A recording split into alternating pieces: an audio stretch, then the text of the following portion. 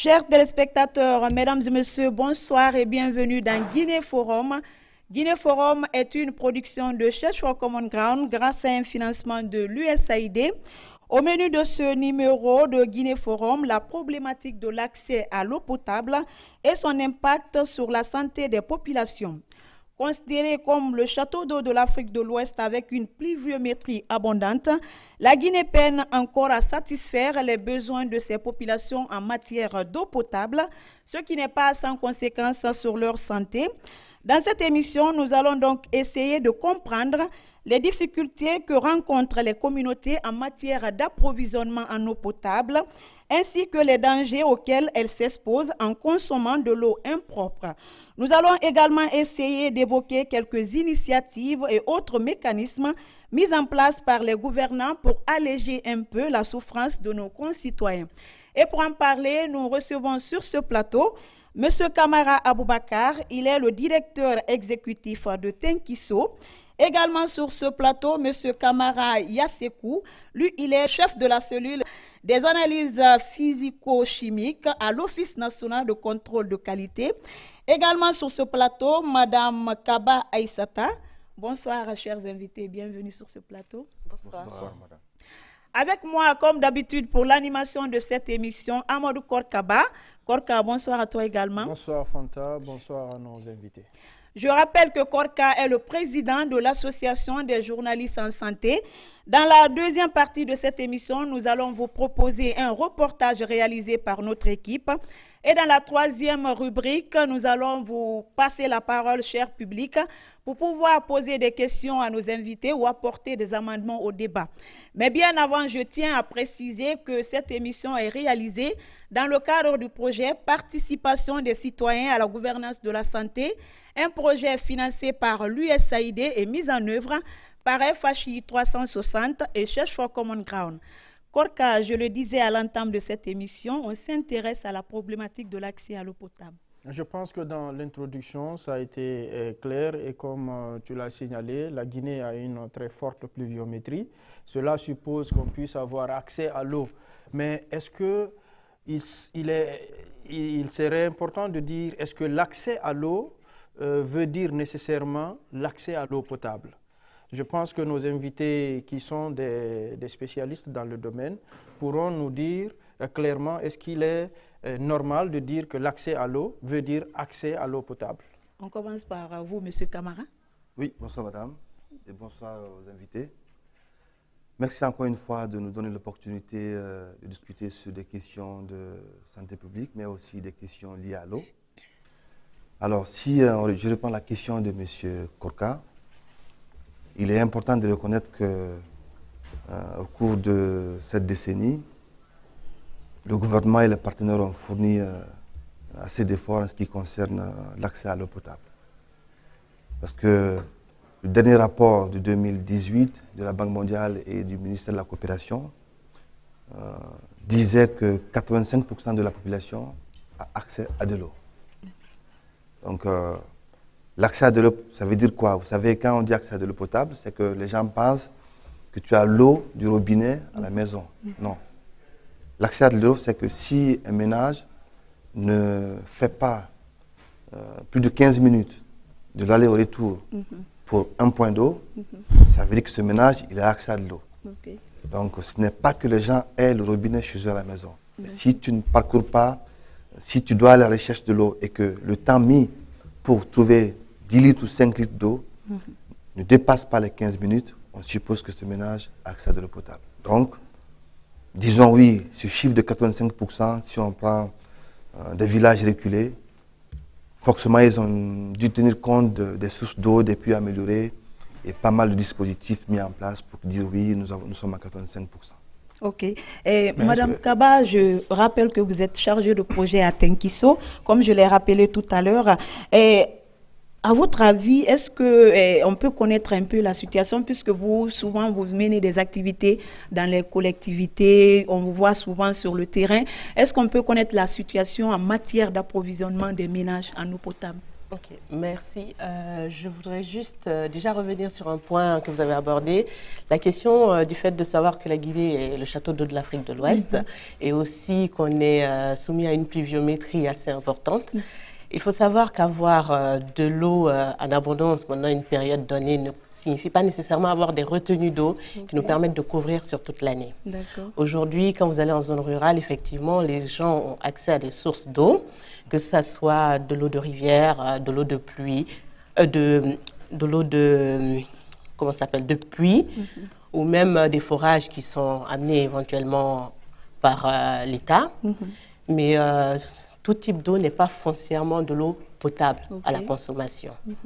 Donc aujourd'hui, effectivement, comme disait M. Camara, on a certainement à 85% accès à de l'eau, mais il ne s'agit pas foncièrement de l'eau potable à la consommation. Donc en zone rurale, ces questions se posent énormément. Donc les gens ont accès à des sources d'eau, certes, mais ce n'est pas de l'eau consommable immédiatement. Et il faut trouver des solutions pour leur permettre justement d'avoir de l'eau assez saine à la consommation. Corca. Est-ce qu'il y a des statistiques qui pourront, disons, nous éclairer un peu? Parce que tout à l'heure, M. Camara a parlé d'une équipe et d'une étude du ministère de la Coopération. Les 85%, c'est mitigé. Mais est-ce qu'il y a réellement des statistiques au-delà de ça qui peuvent nous élucider? Ben oui, vous savez, la gestion de l'eau en Guinée, tout dernièrement, vous avez constaté avec moi qu'il y a eu un département qui a été créé, un ministère, disons. Sinon, bien avant, c'était le ministère de l'hydraulique qui s'occupait de cette question. Et dans la même logique, on sait qu'il y a deux services qui s'occupent de l'eau en Guinée. Il y a le SNAP et aussi la SEG. La SEG qui travaille en zone urbaine et le SNAP en zone rurale. Donc, les chiffres que je vous donne, ce sont des chiffres de la Banque mondiale et du gouvernement guinéen. L'enquête a été menée en 2018. Mais il est difficile aujourd'hui de voir des structures au-delà de ces deux composantes étatiques qui mènent des activités de recherche sur l'accessibilité à l'eau potable, que ce soit en zone rurale ou en zone urbaine. Même au niveau de la SEG, les données d'accès à l'eau potable en zone rurale, même à Conakry, ce n'est pas tout à fait facile de les obtenir. Donc du coup, on se base sur ce qui est financé de l'extérieur pour dire voilà, on a tel chiffre. Donc sur des estimations, il n'y a pas de données fiables au niveau des autorités? Non, les données que les autorités ont présentées, c'est ça, 85% d'accès à de l'eau potable. D'accord. Voilà. Peut-être on va aussi écouter monsieur Yasekou, camarade de l'Office national de contrôle de qualité par rapport à cette question. Merci de m'avoir donné l'opportunité. Une eau potable, une eau est considérée potable quand elle est débarrassée de tous les germes qui peuvent le contaminer. Je fais allusion ici aux bactéries. Est-ce que vous comprenez? Maintenant, quand l'eau est complètement décontaminée, on peut la considérer comme une eau potable. Mais cela ne veut pas dire forcément que le monsieur qui a accès, ou bien le village, ou bien la commune qui a accès à l'eau, forcément, ce n'est pas toutes les eaux qui sont potables. Parce que pour avoir une potabilité, je dirais ici, bon, il y a tout un système qu'on doit mettre en action. En zone rurale, par exemple, je prends le travail, par exemple, de M. Camara, ils peuvent directement, parce qu'à travers une rivière, par exemple, peut être potable. Comment elle peut être potable? Elle peut être potable par la chloration, que le chlorocé intervient efficacement dans les villages. Mais par contre, il y a des installations, comme aujourd'hui, comme on le voit un peu aujourd'hui en Guinée. Bien sûr, c'est vrai, il y a des petites fabriques qui sont là, ils font de l'eau. Bon, et ils ont un système quand même qu'on appelle un système de traitement. Est-ce que vous comprenez? Mais dans les zones urbaines, c'est l'intervention du chlore qui est directement utilisée pour tuer toutes ces eaux-là de tous les microbes qui peuvent la contaminer.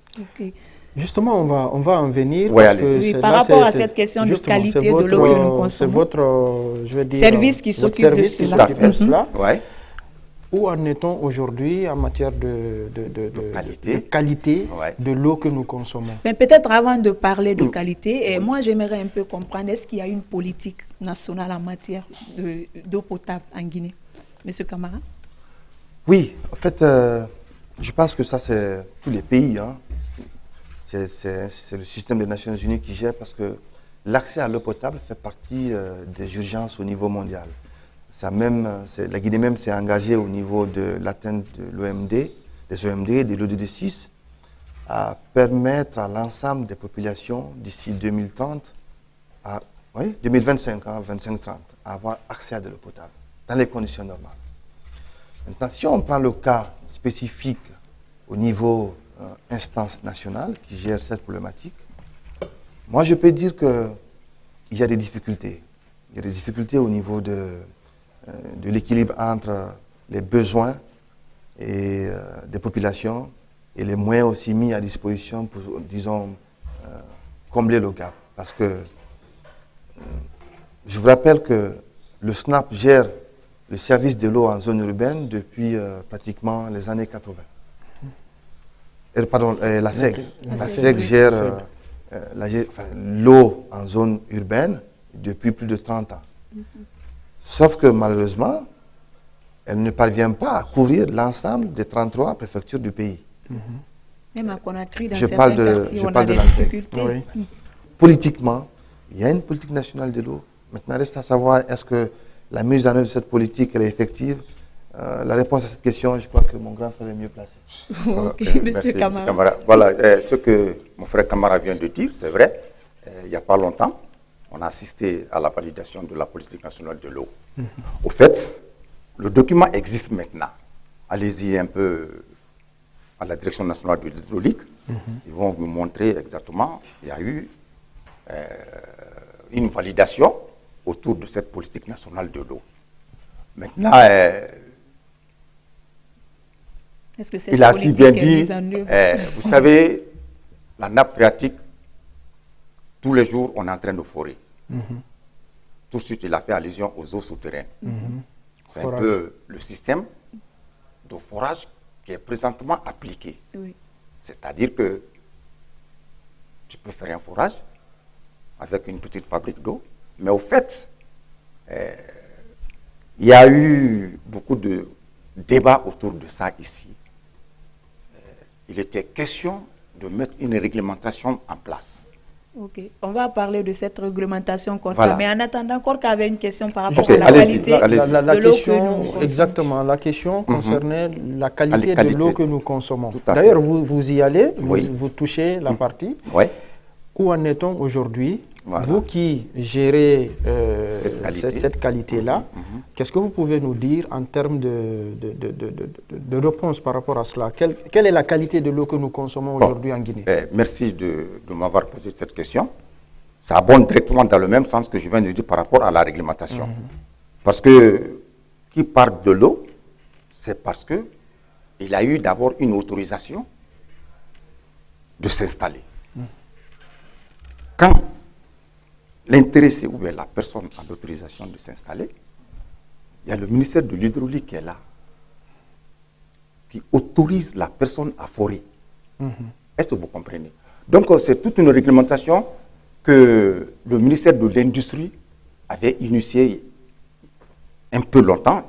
Je suis même membre de ce petit comité de réglementation par rapport à l'eau. En ce qui concerne la qualité, on ne peut pas dire qu'aujourd'hui, on a la maîtrise de tout ce qui est produit. Parce que la Guinée ne s'arrête pas seulement ici à Conakry. Est-ce que vous comprenez? Mais à ce que je sache, nous avons quand même une organisation en place par rapport à la surveillance de la qualité des eaux qui sont produites maintenant. Est-ce que vous avez une idée du nombre de petites Ouais. les statistiques? Les statistiques, il y a ok. combien de sociétés qui produisent de l'eau à Conakry? Ouais. Est-ce que toutes ces sociétés-là passent par vos services pour valider la qualité de leur eau que nous consommons Ouais. ou pas? Et Parce même que l'eau à de la ce niveau- SEG. Ouais, ouais, Justement, j'en à ce viens, niveau, ça, ce j'en n'est viens, qu'une seule j'en partie. viens, Ça, j'en c'est viens. une partie. Ouais, c'est bien. Mais comment aussi on peut se rassurer que la qualité même de l'eau que la SEG nous envoie à travers nos robinets est bonne? Au-delà de cette eau-là, il y a aussi les forages. Tout à fait. Parce que même quand on fait un forage privé chez soi, dans les conditions normales, l'État aussi doit chercher à savoir que ce forage que tu as fait chez toi, il fait sortir de l'eau que tu peux consommer Parce que là, c'est une question de santé publique, Oui, bien sûr. n'est-ce pas? Oui. Donc, allons étape par étape. Expliquez-nous, par exemple, pour ce qui est des eaux commercialisées, parce que là, c'est votre domaine. Oui. Est-ce qu'il y a suffisamment de contrôle à votre niveau? Très bien. Merci de la question. C'est dommage. Si j'étais un peu averti un peu plus tôt, j'allais venir avec une statistique. C'est-à-dire que je n'ai pas en tête Le nombre. le nombre, mais à ce que je sache, si un de vous a le temps, ou bien vous pouvez me contacter après, on peut vous donner quelques statistiques qu'on a classées par région naturelle. Ok. Pas seulement Conakry. On prend la région de Kankan, toutes les villes qui se trouvent dans cette région de Kankan, partout où l'eau est commercialisée, nous les avions. Mais comment? C'est parce qu'ils sont passés par nous, à travers nos agents qui sont déjà sur le terrain. Ok. Ce n'est pas toutes les eaux qui peuvent venir parce qu'il y a imaginez d'autres qui sont jusqu'à Zérekouré. Bon, ils ont souvent des problèmes de transport, de logistique, comment drainer l'eau ici à Conakry parce que c'est pourquoi maintenant on est en train de se battre pour avoir des laboratoires régionaux qui pourra quand même alléger les gens de ces régions naturelles-là. Donc, pour ce qui est de la qualité, nous avons la statistique. Je vais vous les envoyer si vous avez besoin. Ok. On ne peut pas dire que toutes les eaux sont de bonne qualité. Il y a d'autres qui présentent des anomalies, bien sûr, et il y a d'autres qui sont de bonne qualité. Donc, avant de visionner le reportage réalisé par notre équipe, j'aimerais écouter Mme Kaba par rapport à la qualité de l'eau en zone rurale, parce que c'est vrai que le problème se pose à Conakry, mais encore, le problème se pose avec acuité dans les zones rurales.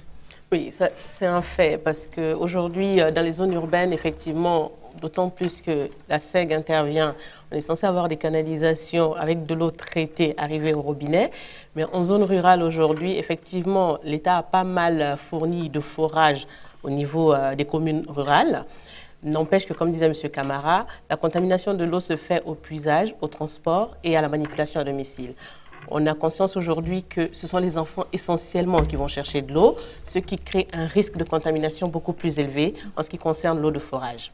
Mais on a beaucoup de villages aujourd'hui qui s'approvisionnent à des sources d'eau assez douteuses dont la qualité est vraiment à remettre en question, notamment l'eau de rivière, sans compter qu'aujourd'hui c'est de l'eau de ruissellement, donc on ne connaît pas la provenance réelle. Donc nécessairement déjà rien qu'au puisage, on a une contamination avérée. C'est pour ça qu'on conseille, surtout en zone rurale, aux gens de traiter leur eau avant consommation. Ok. Comme annoncé à l'entame de cette émission, je vous invite à présent à suivre ce reportage réalisé par notre équipe et on se retrouve juste après.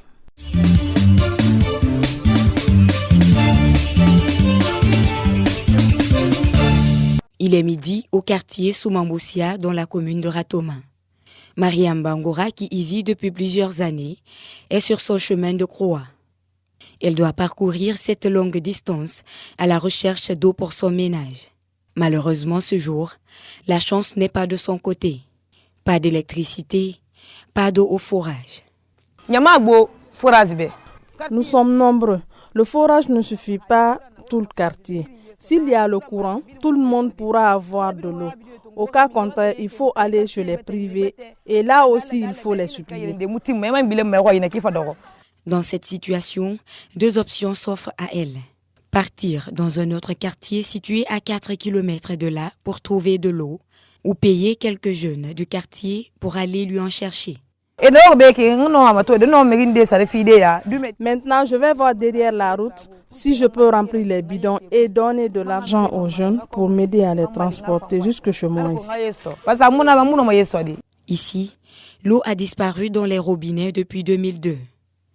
Conséquence, les riverains n'ont autre alternative que de se contenter de cette eau provenant de ces cuves au risque de leur santé. On n'a pas le choix parce qu'il n'y a pas de robinet ici. Quand on vient, on filtre bien l'eau. On ne tombe pas malade, on n'a pas le choix. Chaque 3 mois, nous les descendons et nous les entretenons. Avant la date, c'est pourquoi on a ordonné aux gens de mettre les torchons blancs pour filtrer l'eau qui tombe dans les cuves et dans les bassines. Dans les quartiers où l'accès à l'eau potable est difficile, les ménages s'approvisionnent dans les puits ou forages. C'est le cas des habitants du quartier Koléa Centre, où quelques points d'eau sont visibles en bordure de route, mais ne sont pas gratuits. À défaut de l'eau des fontaines, les riverains se contentent des services des charretiers, ce qui leur revient 3 fois plus cher. On achète l'eau et là où on achète parfois, s'il n'y a pas d'eau, on n'en aura pas. Il n'y a pas d'eau ici, cela fait longtemps. On achète l'eau ici depuis des années. 2 bidons à 1500 il y a très longtemps. Moi, j'achète 10 bidons tous les jours parce qu'on est nombreux.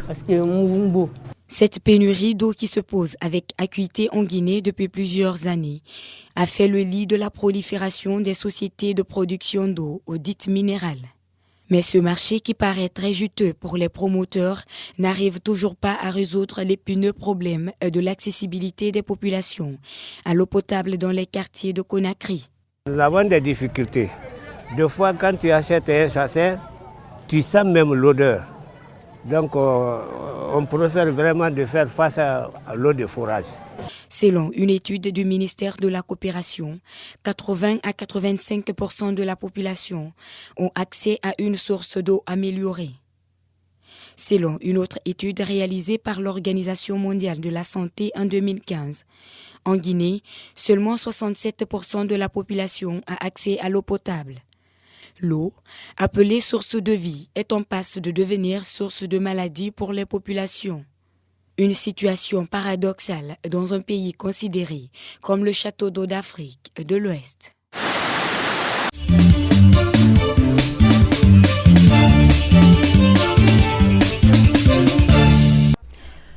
Retour donc sur ce plateau. Je vous rappelle que vous suivez toujours votre émission Guinée Forum. Et aujourd'hui, on s'intéresse à la problématique de l'accès à l'eau potable en Guinée et son impact sur la santé des populations.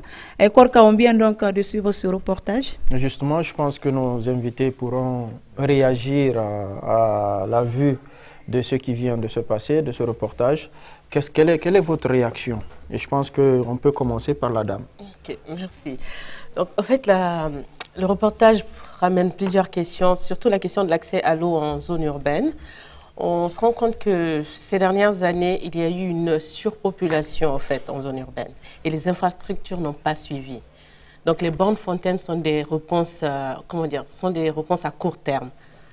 Le temps qu'il y ait des constructions de canalisation et sans compter que les gens s'installent et les canalisations n'ayant pas suivi, c'est difficile de répondre par la suite à cette question-là.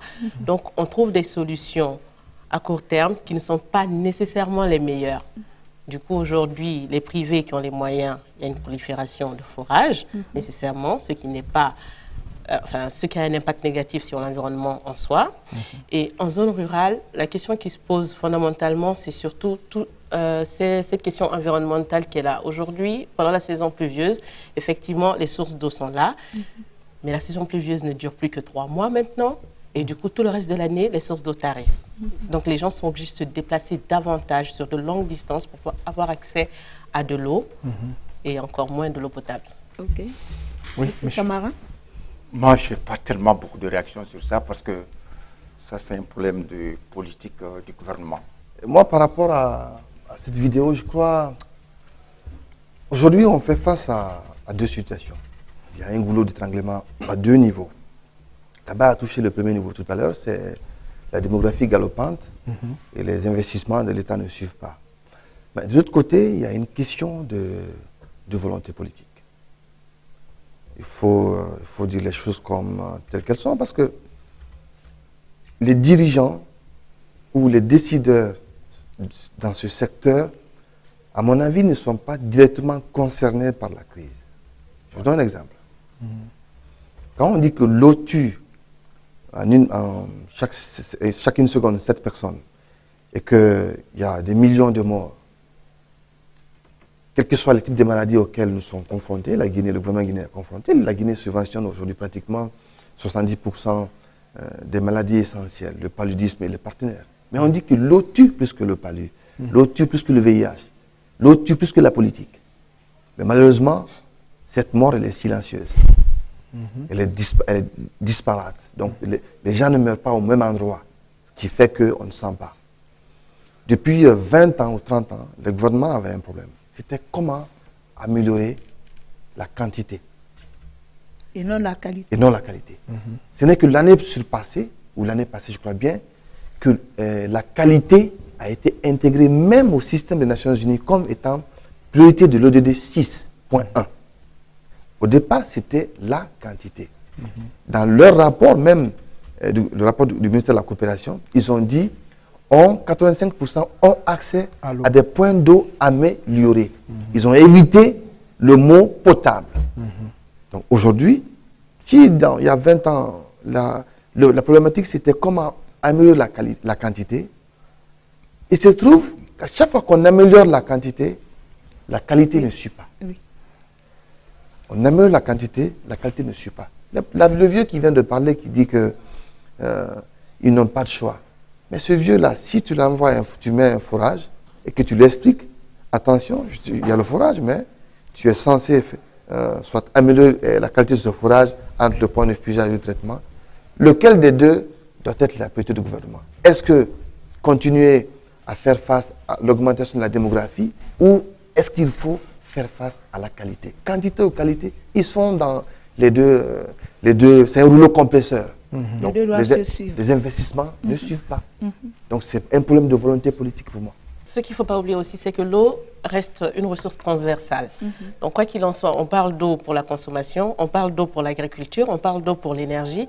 Donc au bout d'un moment, il faut aussi tenir compte du fait qu'au niveau politique, il y a des stratégies à tenir et aussi à tenir compte des besoins immédiats de la population.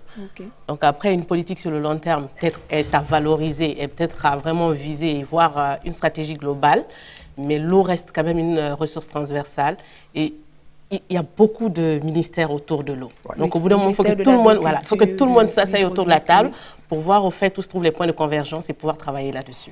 Ok. On va avec M. Camara de l'Office. Il est vrai que votre service touche une toute petite partie de toute cette eau dont nous sommes en train de parler, parce que vous vérifiez l'eau commercialisée. N'est-ce pas? Vous vérifiez la qualité de l'eau commercialisée. Et quand on regarde aujourd'hui, c'est une eau qui est beaucoup consommée.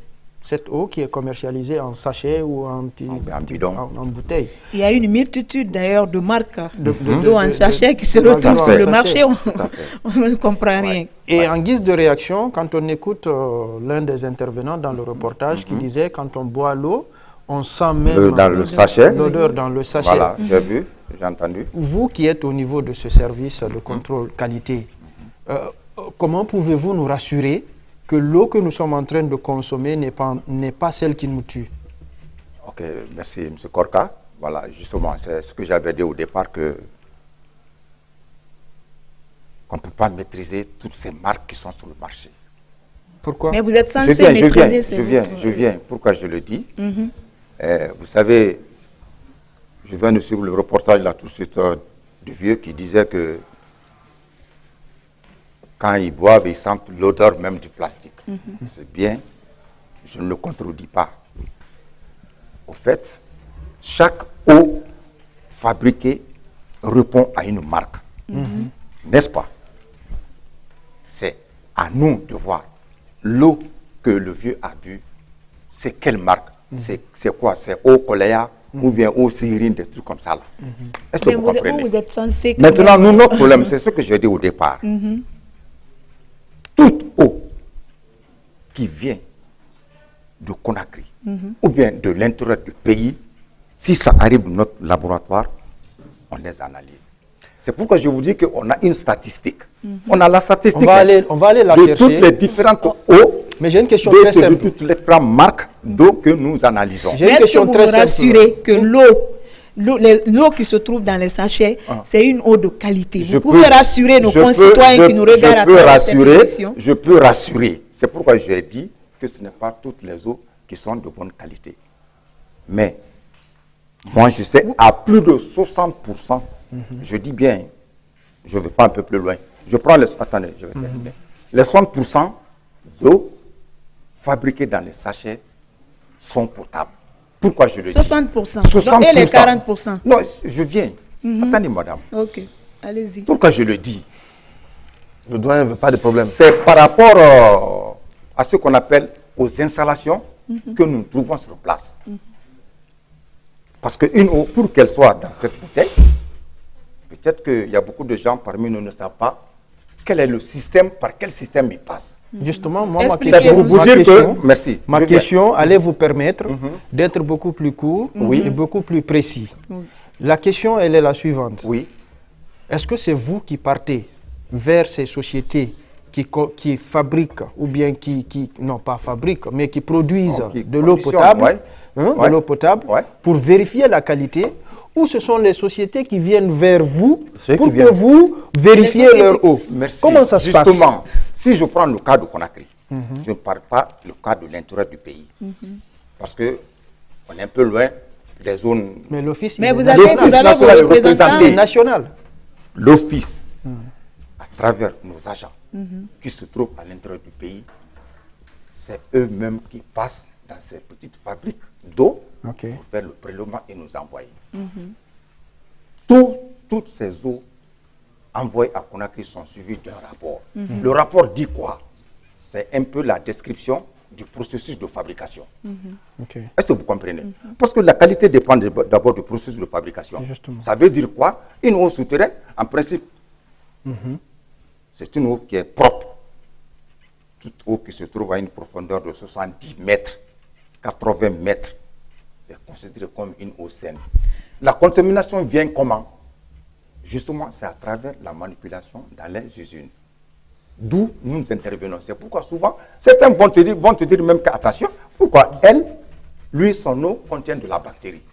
Ils sont étonnés. Parce que tout le système qui est mis en place est là. Les trucs de filtration, la lumière UV, jusqu'au processus. Mais au finish, l'eau peut être contaminée par le personnel. On est d'accord? Le personnel ou bien le sol peut contaminer l'eau. Dans l'emballage. Bon, ça dépend aussi du type d'emballage. Les emballages sont des emballages plastiques. Ce n'est pas des emballages qui peuvent donner de la rouille. Est-ce que vous comprenez? C'est à partir de la rouille qu'on peut penser à une contamination. Mais au fait, même aujourd'hui dans l'industrie alimentaire, ce sont ces types d'emballages qui sont autorisés. Ok. On est pris un peu par le temps. Comment vous collaborez avec les citoyens pour pouvoir mettre de l'ordre dans ce secteur de vente presque anarchique aujourd'hui des eaux en Guinée? Bon, c'est ce que je disais au départ. On parle de l'anarchie. Je suis d'accord. Maintenant, comment vous collaborez avec les citoyens? Parce que tout ce que nous vous avez parlé de l'anarchie, non? Oui. C'est important. Le mot a sa place. Oui. Le mot a sa place. Et c'est une évidence. Voilà, le mot a sa place. On crée de l'anarchie sur un problème. Mais je crois que cette anarchie n'est pas créée par nous qui sommes les revendeurs. Mais vous êtes censé veiller. Vous êtes censé veiller à ce qu'il n'y ait pas d'anarchie dans ce secteur. C'est ce que je vous dis, madame. Je dis au départ. Pour que vous vous fassiez ça, nous, on vient au dernier ressort. Pour que vous fabriquiez cette eau, vous devez d'abord avoir un papier à la pipe. La pipe vous autorise. Bon, maintenant, ma société est créée, on dit camarades et frères, production d'eau.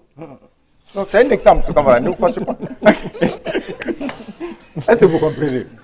Maintenant que vous avez ce papier, normalement, pour que M. Korka, vous fassiez votre forage, vous devez passer au ministère de l'hydraulique. Mais si ce n'est pas maîtrisé, il y aura de l'anarchie, oui ou non? Donc, si je comprends bien, ce que vous voulez nous dire, c'est qu'il y a des problèmes, mais ce n'est pas à votre niveau. Il y a des problèmes, c'est ce que j'ai dit au départ. Je parle d'une réglementation où le ministère de la Santé aura sa place, le ministère de l'Industrie qui est là, qui doit contrôler les machines qui sont là-bas. N'est-ce pas? Il y a l'environnement qui vient. Il doit voir, est-ce que le forage là se trouve dans les normes de... Est-ce que sa distance par rapport à une fosse septique est réglementée? Là, et puis, il y a des zones classées. Avant que le ministre de l'Urbanisme aussi est là. Donc, ça veut dire que les responsabilités sont partagées. Voilà, c'est ce que j'ai dit au départ. D'accord. Il y a un problème de réglementation. D'accord, c'est compris, M. Camara. Nous allons à présent passer la parole au public pour pouvoir poser des questions à nos invités. ou bien sûr apporter des amendements au débat? Le public. Nous remercions d'abord Tenkiso qui est là pour tous les efforts que son organisation est en train de faire. Je ne pensais pas que c'était lui qui devait être là. Et ce qui reste clair, il faut qu'on soit conséquent. Aujourd'hui, la problématique de l'eau est un danger dans notre pays. On ne peut pas comprendre un État qui a une politique cohérente et qui n'arrive pas à coordonner l'ensemble du territoire national pour sécuriser ses citoyens dans le cadre de l'utilisation de cette eau. Et quand j'entends ici, bon, à Conakry, on paie, et celui qui est à jour, il n'est pas ce Guinéen qui doit être sécurisé en matière d'eau potable. Et les statistiques qui nous ont été fournies ici, on dit souvent selon les Nations Unies et selon l'État guinéen. Moi, je demande humblement à la société civile autour de Tenkiso qu'on essaye vraiment de prendre aussi ce volet eau comme ce que nous faisons nous autres dans le domaine du VIH, dans les autres secteurs. Parce que c'est maintenant que j'ai su que presque 5 minutes, il y a un Guinéen qui est en train de mourir quelque part dû à cette eau souillée. Voilà. Nous, on connaît des villes qui n'ont jamais eu un robinet. Notre SEG n'a pas les capacités de couvrir l'ensemble du territoire national et on ne peut pas aussi aider le SNAP pour pouvoir accompagner certaines villes pour faire au moins des forages à grand diamètre comme ce qui a été fait dans les temps à Mamou. Donc moi je m'arrête là, ce débat ne pouvait pas juste être dans ce cadre de la RTZ ici. Si Tenkiso pouvait aussi accepter de trouver les moyens X ou Y pour réunir toutes ces composantes, État, nous autres là, et les consommateurs et même certains fabricants, pour qu'on fasse vraiment un débat autour de cette problématique d'eau, ça va aider les Guinéens. Je vous remercie. Ok, merci beaucoup, M. Sina. Et moi, je voudrais revenir juste sur quelque chose. Quand on parle, on dit la Guinée, c'est le château de l'Afrique occidentale. Et pour celui-là qui ne connaît pas la Guinée, il va dire que vraiment c'est de la réalité. Moi, je pense que c'est de l'histoire. Il ne faut pas qu'on revienne tout le temps sur ça.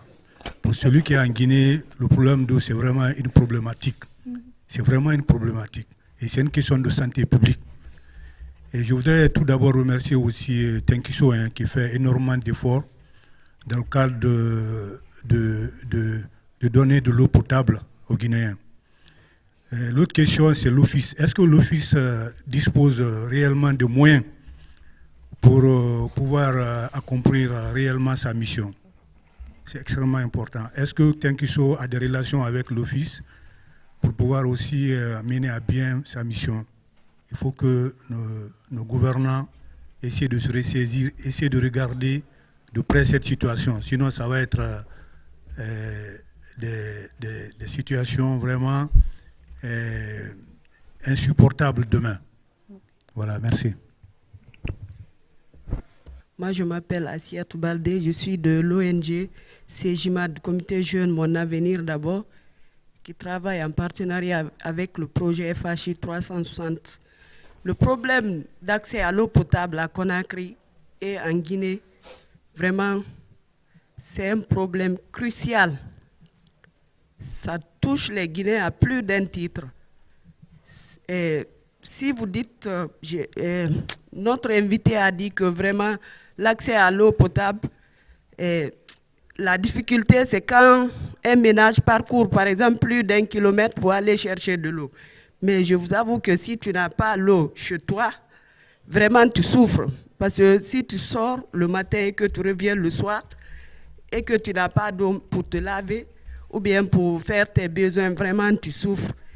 Et aussi, c'est pendant l'hivernage seulement qu'on est à l'aise. Dès que la saison sèche arrive, vraiment c'est du vrai calvaire. Et cela a des conséquences sur la population. Je prends l'axe du Prince là, les populations qui habitent vers le Prince, en passant par Amdalaï, Bambeto, Koloma, Koza, comme ça jusqu'à Smambosia, jusqu'à vers Yatea là-bas. L'axe là souffre énormément parce que l'eau ne coule pas des robinets. C'est les toiles d'araignée qu'on voit sur les robinets là. ou bien on gagne de l'eau 3 fois dans la semaine. Donc si tu n'accumules pas, les autres jours, tu souffres. Et ceux qui ont creusé des forages, ils donnent lorsqu'il y a le courant. Et vous savez, en Guinée ici, c'est pendant l'hivernage aussi qu'on a beaucoup de courant. En saison sèche, il y a la rareté. Donc les gens souffrent. Donc pour qu'on ait un accès durable à l'eau potable, il faut que toutes les parties prenantes s'investissent. Les populations, les autorités qui sont l'État et la société civile. Je vous remercie. Ok, merci beaucoup, madame. Mohamed De Camara, un acteur du développement. La problématique d'eau en Guinée, ça concerne tous les acteurs.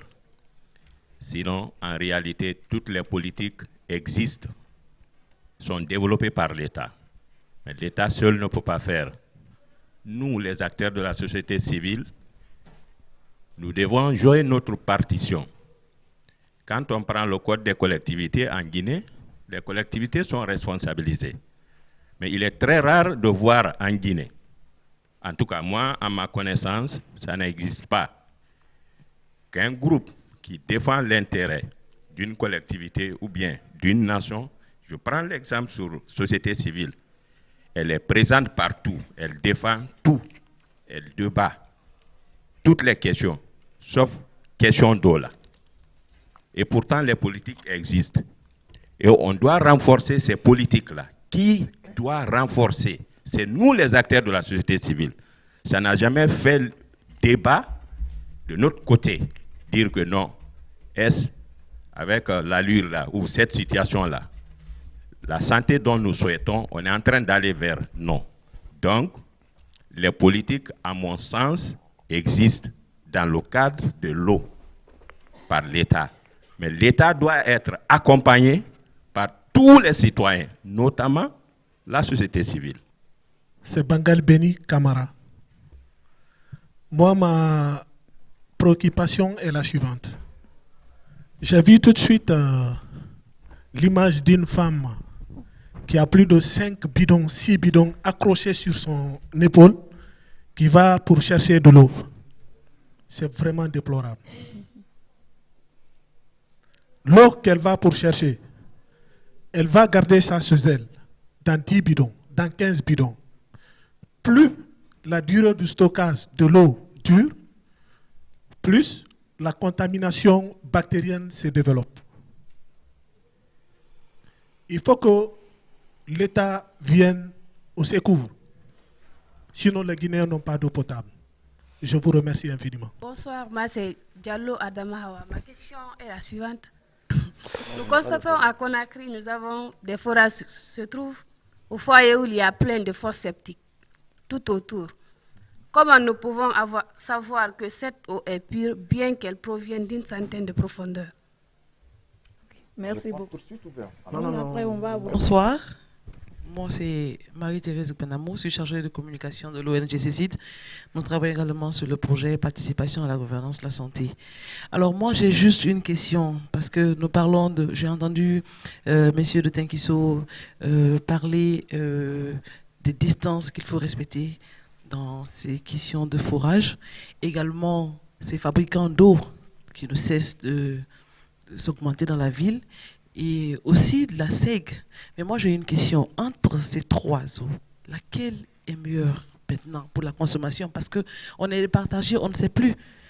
Tantôt, on dit qu'il y a des sabotages, que telle eau n'est plus bien bonne à consommer. Et il y a des ménages également qui n'utilisent presque plus l'eau de pompe parce que ça vient, parce que moi, par exemple, l'eau qui vient de chez moi, l'eau de la SEG, ça vient, ça a une autre couleur, une autre coloration, je ne sais pas d'où ça sort. C'est pratiquement pas consommable. Je veux savoir, entre l'eau de la SEG, l'eau des forages et les eaux minérales qui sont vendues, laquelle est potable? Merci beaucoup. Une dernière. Je suis Mano Ezekiel, responsable technique WASH et infrastructure au sein de la délégation Terre des Hommes. J'aimerais qu'on attire aussi votre attention sur un autre volet de population, bien sûr, autre que les ménages simples que vous connaissez déjà, dont on parle, qui ont aussi une difficulté énorme. Je parle des structures de santé. je parle des prisons, je parle des écoles. Alors ça, ce sont des lieux, notamment des prisons où des personnes sont privées de liberté. Si déjà dans les ménages, dans la vie courante, nous avons des difficultés d'accès à l'eau, qu'en est-il de ces lieux qui regroupent un grand nombre de populations privées de liberté? Merci à tous. Par rapport à vos différentes interventions, M. Camara.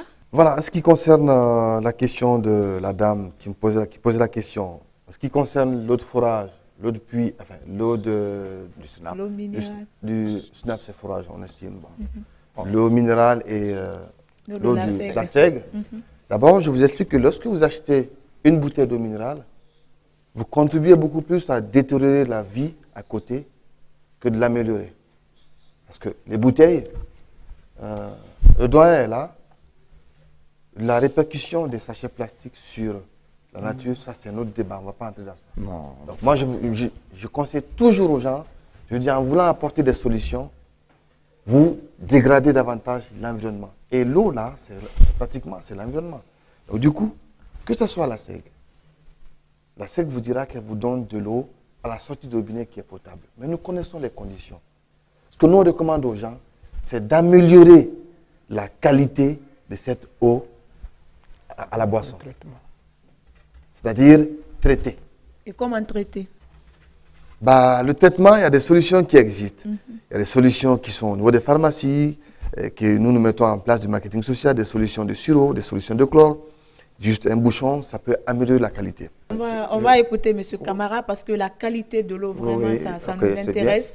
On aimerait comprendre le processus de validation, ou en tout cas parce que c'est vous qui validez, vous certifiez l'eau. Donc on aimerait vraiment se rassurer. Merci de la question.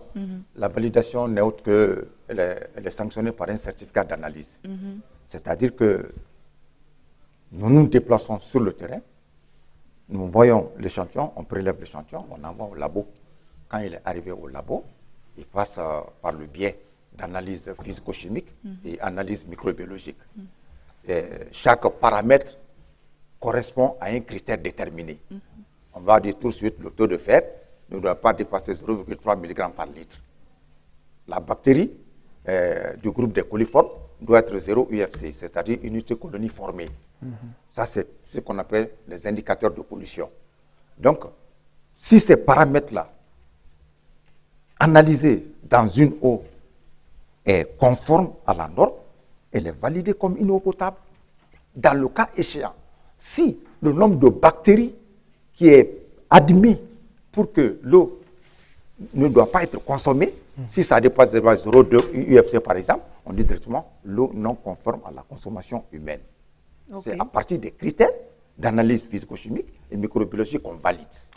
Non, le projet comme on est pris par le temps, une dernière question par rapport à la participation citoyenne, parce que ça compte beaucoup aussi. Je vais demander à madame de nous donner un peu son avis de la manière par laquelle les populations peuvent elles-mêmes participer à l'amélioration de la qualité de l'eau qu'elles-mêmes elles consomment. Comment pensez-vous que la population, les citoyens à la base peuvent participer à cela? Ok, alors merci, parce que j'avais vraiment besoin d'intervenir, surtout par rapport à ce qu'ils ont dit dans le public.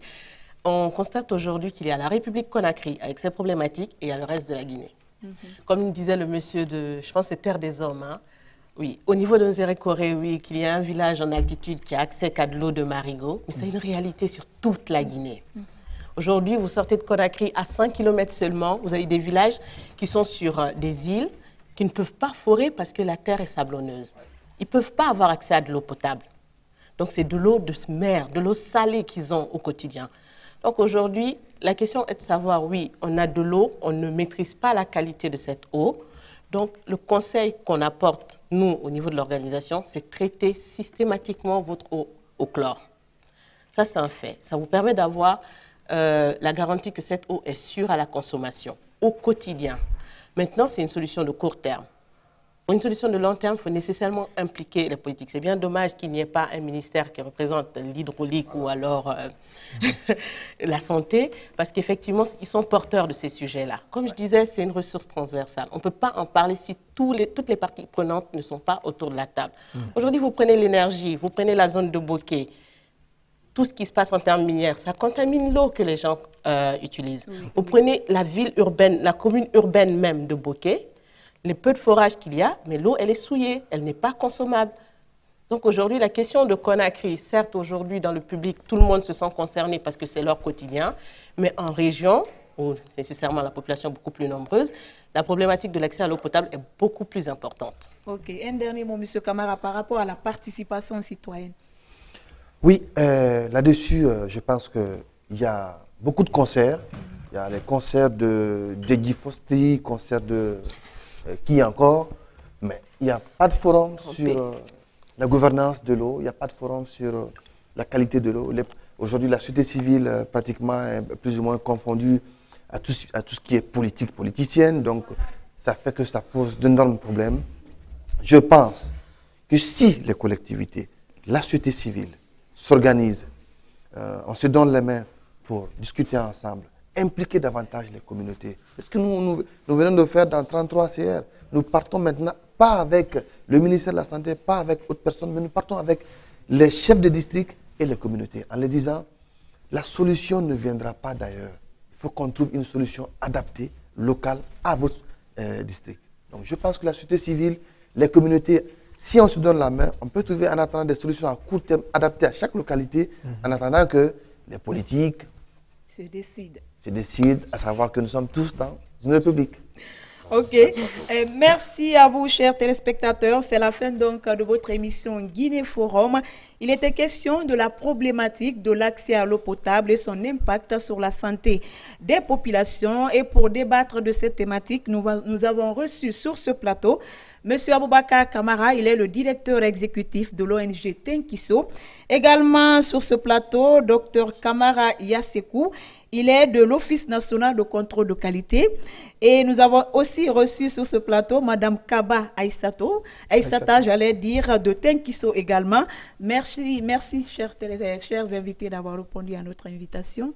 Merci, madame. Merci à toi également, Korka, de m'avoir accompagné dans la co-animation de cette émission. Merci à ce charmant public qui nous a tenu compagnie. On vous donne rendez-vous la semaine prochaine. Je n'oublie pas également l'équipe technique de la RTG et nos partenaires, également l'USAID. On vous donne rendez-vous la semaine prochaine pour une autre thématique avec d'autres invités. Mais en attendant, portez-vous bien.